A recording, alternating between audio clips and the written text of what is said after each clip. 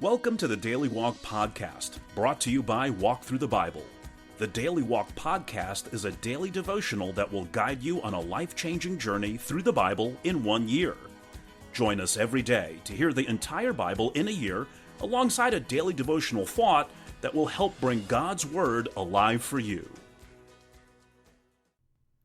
Today's Daily Walk devotion comes from Joshua chapters 1 through 5.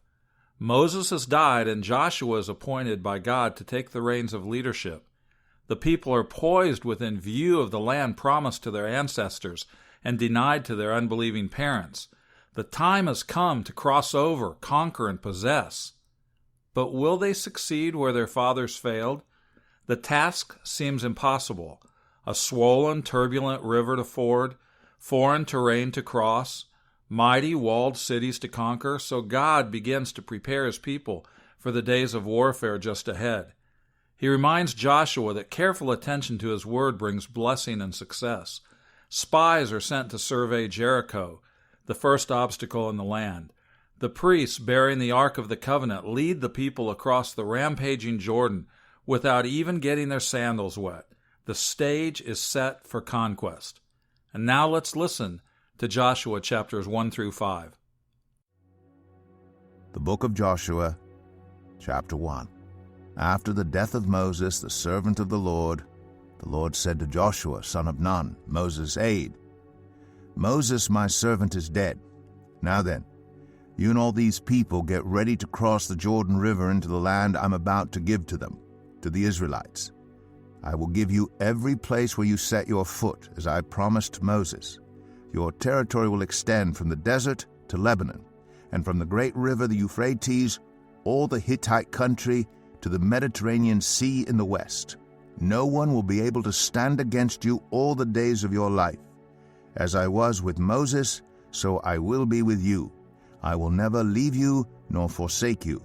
Be strong and courageous, because you will lead these people to inherit the land I swore to their ancestors to give them. Be strong and very courageous. Be careful to obey all the law my servant Moses gave you.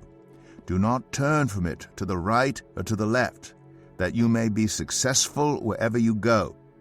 Keep this book of the law always on your lips.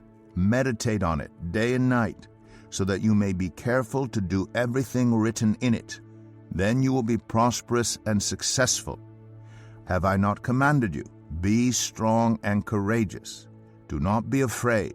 Do not be discouraged, for the Lord your God will be with you wherever you go. So Joshua ordered the officers of the people, Go through the camp and tell the people, Get your provisions ready. 3 days from now you will cross the Jordan here to go in and take possession of the land the Lord your God is giving you for your own. But to the Reubenites, the Gadites, and the half-tribe of Manasseh, Joshua said, Remember the command that Moses, the servant of the Lord, gave you after he said, The Lord your God will give you rest by giving you this land. Your wives, your children, and your livestock may stay in the land that Moses gave you east of the Jordan. But all your fighting men, ready for battle, must cross over ahead of your fellow Israelites. You are to help them until the Lord gives them rest, as he has done for you, and until they too have taken possession of the land the Lord your God is giving them. After that, you may go back and occupy your own land, which Moses, the servant of the Lord, gave you east of the Jordan toward the sunrise. Then they answered Joshua, Whatever you have commanded us, we will do, and wherever you send us, we will go. Just as we fully obeyed Moses, so we will obey you. Only may the Lord your God be with you as he was with Moses. Whoever rebels against your word and does not obey it, whatever you may command them, will be put to death. Only be strong and courageous. Joshua 2. Then Joshua son of Nun secretly sent 2 spies from Shittim. Go, look over the land, he said, especially Jericho. So they went and entered the house of a prostitute named Rahab and stayed there. The king of Jericho was told, Look, some of the Israelites have come here tonight to spy out the land. So the king of Jericho sent this message to Rahab, "Bring out the men who came to you and entered your house, because they have come to spy out the whole land." But the woman had taken the 2 men and hidden them. She said, "Yes, the men came to me, but I did not know where they had come from. At dusk, when it was time to close the city gate, they left. I don't know which way they went. Go after them quickly. You may catch up with them." But she had taken them up to the roof and hidden them under the stalks of flax she had laid out on the roof. So the men set out in pursuit of the spies on the road that leads to the fords of the Jordan. And as soon as the pursuers had gone out, the gate was shut. Before the spies lay down for the night, she went up on the roof and said to them, "I know that the Lord has given you this land, and that a great fear of you has fallen on us, so that all who live in this country are melting in fear because of you. We have heard how the Lord dried up the water of the Red Sea for you when you came out of Egypt, and what you did to Sihon and Og, the 2 kings of the Amorites east of the Jordan, whom you completely destroyed. When we heard of it, our hearts melted in fear, and everyone's courage failed because of you. For the Lord your God is God in heaven above and on the earth below. Now then, please swear to me by the Lord that you will show kindness to my family, because I have shown kindness to you. Give me a sure sign that you will spare the lives of my father and mother, my brothers and sisters, and all who belong to them, and that you will save us from death." "Our lives for your lives," the men assured her. "If you don't tell what we are doing, we will treat you kindly and faithfully when the Lord gives us the land."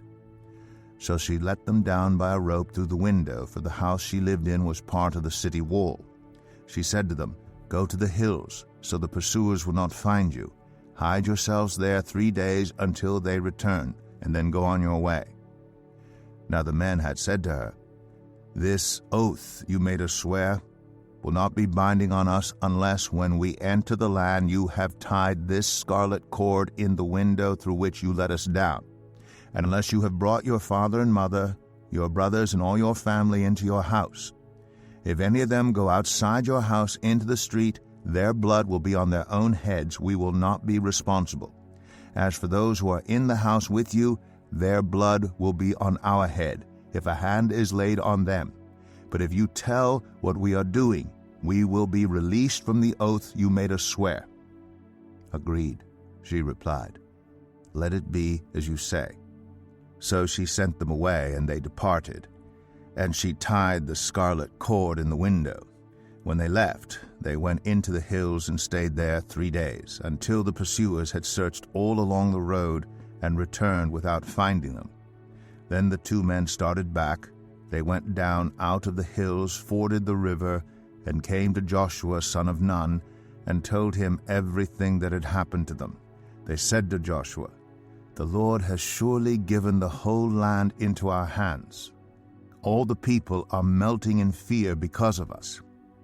Joshua 3. Early in the morning Joshua and all the Israelites set out from Shittim and went to the Jordan, where they camped before crossing over.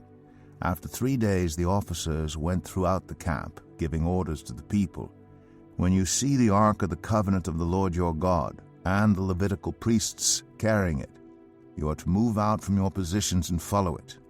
Then you will know which way to go, since you have never been this way before. But keep a distance of about 2,000 cubits between you and the ark. Do not go near it." Joshua told the people, "Consecrate yourselves, for tomorrow the Lord will do amazing things among you." Joshua said to the priests, "Take up the ark of the covenant and pass on ahead of the people." So they took it up and went ahead of them. And the Lord said to Joshua, "Today I will begin to exalt you in the eyes of all Israel, so they may know that I am with you as I was with Moses. Tell the priests who carry the ark of the covenant, when you reach the edge of the Jordan's waters, go and stand in the river." Joshua said to the Israelites, "Come here and listen to the words of the Lord your God. This is how you will know that the living God is among you, and that he will certainly drive out before you the Canaanites, Hittites, Hivites, Perizzites, Girgashites, Amorites, and Jebusites. See, the ark of the covenant of the Lord of all the earth will go into the Jordan ahead of you. Now then, choose 12 men from the tribes of Israel, one from each tribe. And as soon as the priests who carry the ark of the Lord of all the earth, set foot in the Jordan, its waters flowing downstream will be cut off and stand up in a heap. So when the people broke camp to cross the Jordan, the priests carrying the ark of the covenant went ahead of them. Now the Jordan is at flood stage all during harvest. Yet as soon as the priests who carried the ark reached the Jordan, and their feet touched the water's edge, the water from upstream stopped flowing. It piled up in a heap a great distance away at a town called Adam in the vicinity of Zarethan, while the water flowing down to the Sea of the Arabah, that is the Dead Sea, was completely cut off. So the people crossed over opposite Jericho. The priests who carried the ark of the covenant of the Lord stopped in the middle of the Jordan and stood on dry ground, while all Israel passed by until the whole nation had completed the crossing on dry ground. Joshua 4. When the whole nation had finished crossing the Jordan, the Lord said to Joshua, "Choose 12 men from among the people, one from each tribe, and tell them to take up 12 stones from the middle of the Jordan, from right where the priests are standing, and carry them over with you, and put them down at the place where you stay tonight." So Joshua called together the 12 men he had appointed from the Israelites, one from each tribe, and said to them, "Go over before the ark of the Lord your God into the middle of the Jordan.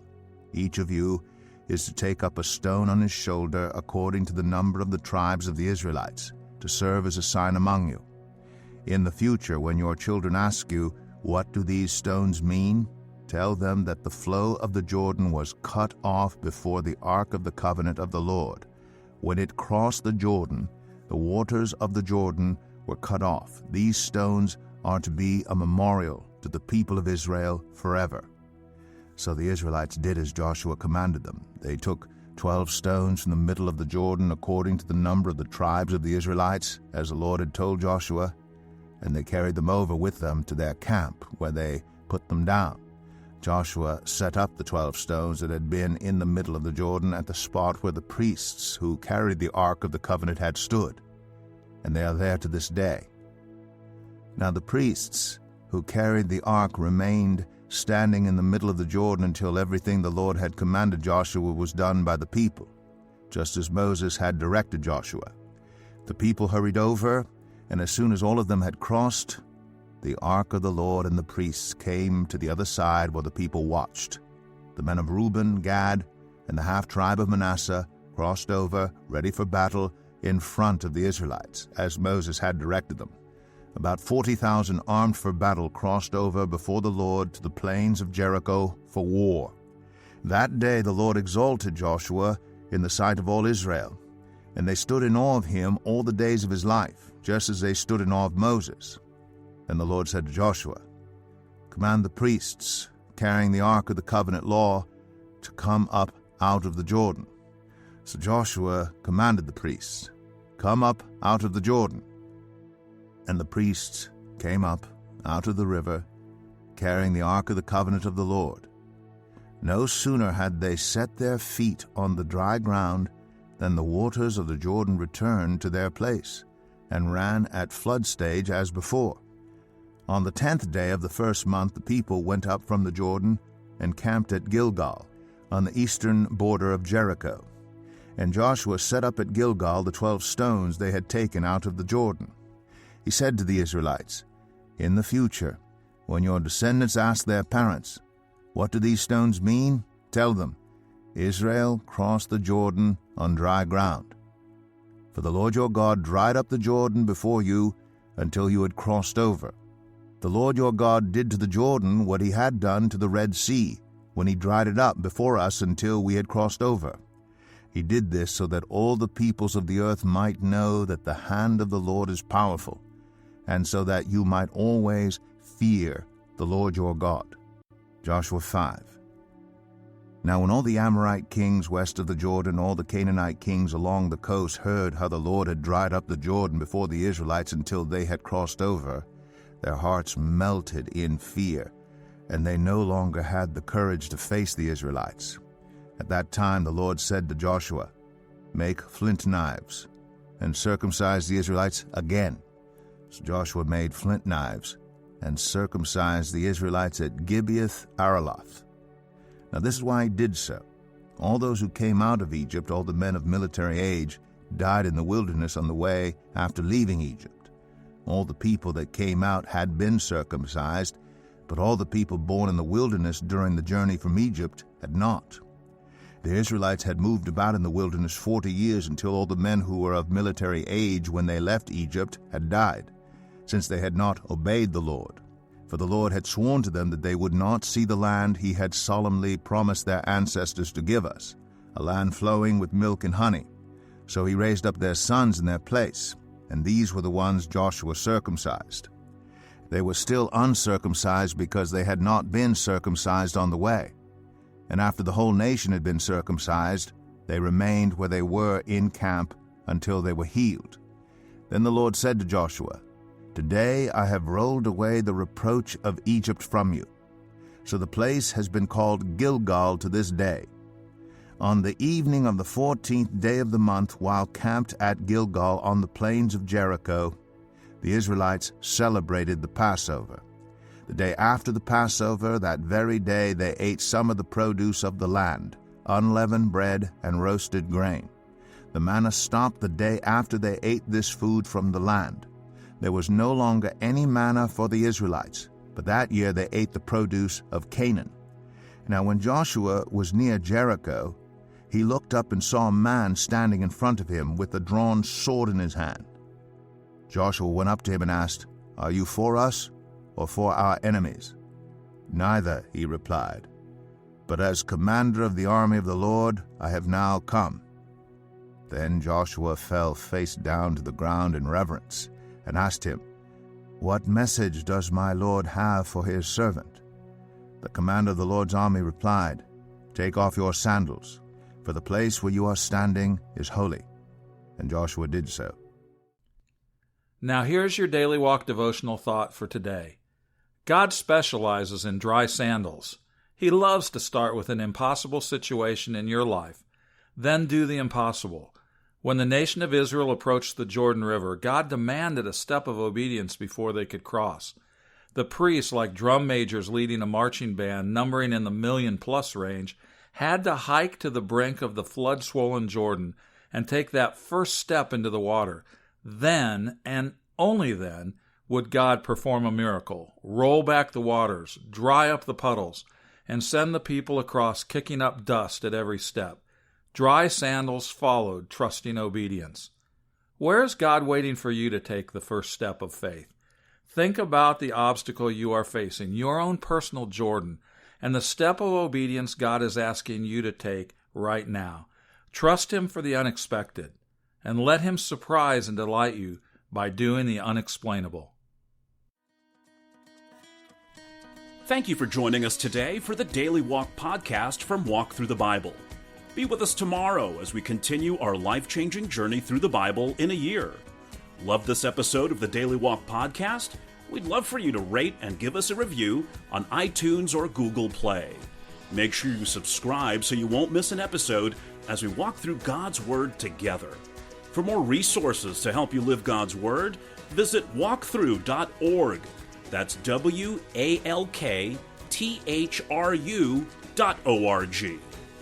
Walk through the Bible.